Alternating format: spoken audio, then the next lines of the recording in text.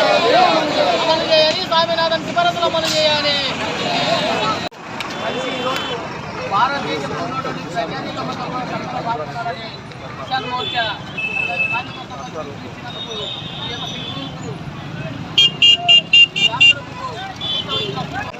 దేశవ్యాప్తంగా రైతులు కార్మికుల చట్టాలు అమలు చేయాలని చెప్పేసి దేశవ్యాప్తంగా సార్వత్రిక సమ్మె గ్రామీణ భారత్ బంద్ జరుగుతూ ఉన్నది. ఈ భారత్ బంద్లో దేశంలోని రైతాంగం అంతా కూడా కనీస మద్దతు ధరను చెల్లించాలి రైతాంగానికి.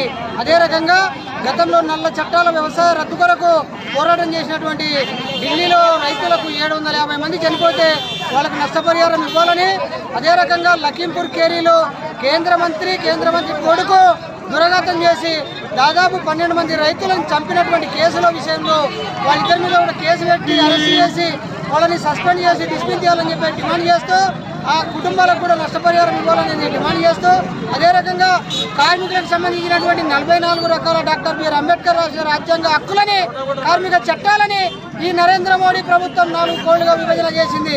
విభజన చేయడమే కాకుండా వాటిని కుదించి విభజించి కార్మిక వర్గానికి ఇబ్బంది పెట్టేటటువంటి ప్రయత్నం చేస్తూ ఉన్నది. అమలు చేయాలి, స్వామినాథన్ సిఫారసులు అమలు చేయాలి. అమలు చేయాలి, స్వామినాథన్ సిఫారసులు అమలు చేయాలి. అమలు చేయాలి, స్వామినాథన్ సిఫారసులు అమలు చేయాలి. భారతదేశంలో ఉన్నటువంటి ప్రజానీకం భావిస్తున్నారని కిసాన్ మోర్చా